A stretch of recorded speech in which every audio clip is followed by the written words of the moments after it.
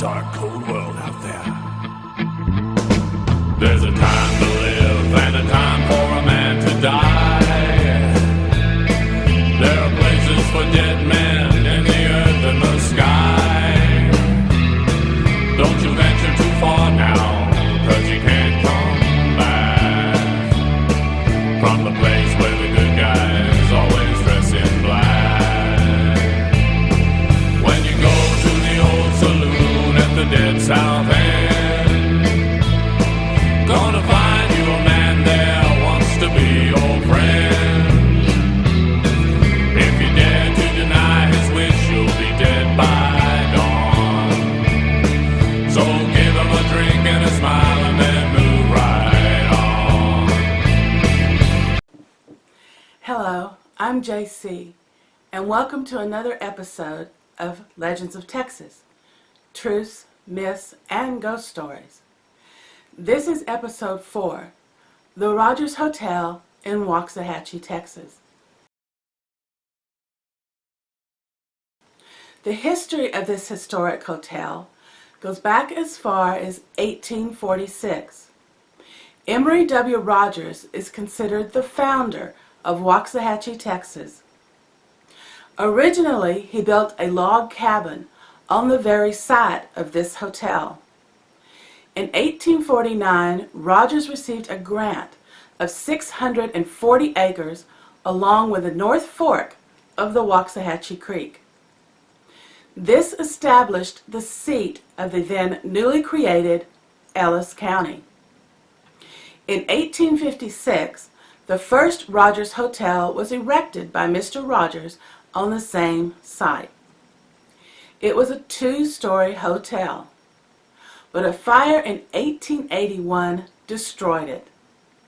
The Waxahachie Real Estate and Building Association then built a second hotel, but it too was destroyed by a fire in 1911. The existing hotel was then built, but this time with reinforced concrete. It is a twin-tower, 4-story hotel. The original 63 rooms was eventually reconfigured into only 27 rooms, including 9 suites. However, today it is being used as offices. The Rogers Hotel has seen many well-known guests, such as Frank Sinatra.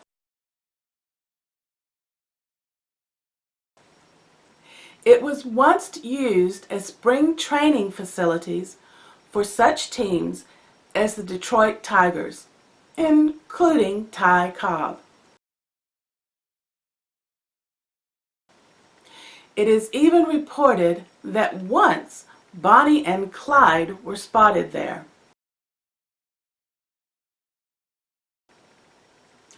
Much of the materials originally used in building the hotel have been repurposed throughout it. One of the most well-told stories is when the new owner was looking for his maintenance man. After finally finding him, he discovered that the man had locked himself into his own room. The maintenance man refused to come out. When he asked the man why he was so upset, he was told this story. Apparently, the maintenance man heard a knock on his door the previous night. This alone caused the man some worry because there was no one else in the hotel, as it was currently being renovated. When he opened the door, a man was standing there, dressed in clothes from another era. This man asked the maintenance man to follow him to the basement, where the then natatorium or pool room was. The mysterious man said that bad things happened there, and then simply vanished in front of his eyes. He then ran back up to his room and locked the door behind him. The next day he quit and never returned to the Rogers Hotel again. Another story is when a female night clerk also experienced something strange. As she was reading a magazine, the elevator activated and went up to the 4th floor, reportedly the most haunted floor in the hotel. The elevator then returned to the lobby floor and the doors opened. But when the clerk looked, no one was there. She went over to the elevator and looked inside it, again finding no one.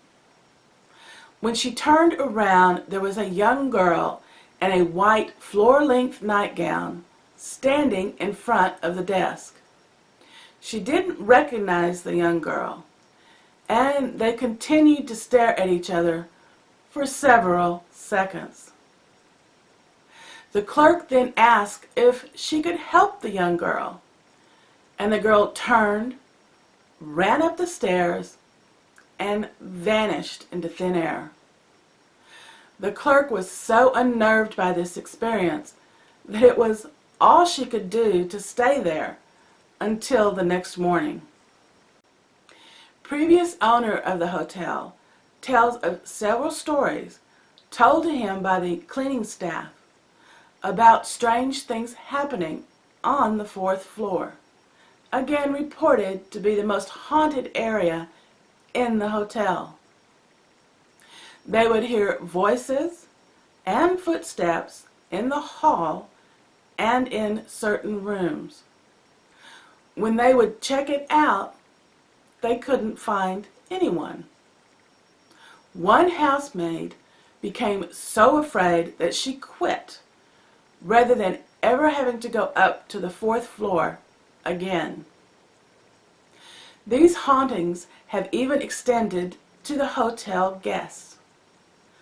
A lady staying on the 4th floor said that during the middle of the night she was wakened by the feeling that someone was watching her and her husband as they slept.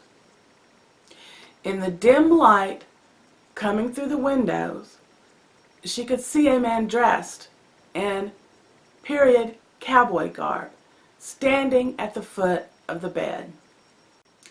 She said she didn't feel any fear, but wanted to wake her husband so he could see this cowboy too. She turned to awaken her husband, and when she turned back, the apparition had disappeared. I personally had my own experience in this historic hotel. Back before the last renovations, I visited the Rogers Hotel. There was a large garage sale going on inside the 1st floor. This was over 30 years ago. As my mom rummaged through the things, I stood and looked around the hotel lobby, admiring the architecture. There were no stairs up to the next floor as they hadn't been restored yet. I got the eerie feeling that there were people standing around the 1st floor landing looking down on what was going on below. Most of them were dressed in early 1900s garb. They just looked down upon us, wondering what we were doing. Now, this was more of a feeling than anything else. Just my imagination? Maybe. Or maybe not. But it left me with a very spooky feeling, even after we left. So in conclusion, is the Rogers Hotel haunted? In my opinion, yes, it is. When any place experiences as much emotional activity as the Rogers Hotel has seen, something has to be left behind. This is JC. I hope you enjoyed this episode of Legends of Texas, Truths, Myths, and Legends. If you want to be notified when a new episode is posted, please subscribe. And as always, please feel free to comment and give this episode a like. Have a great day. Bye.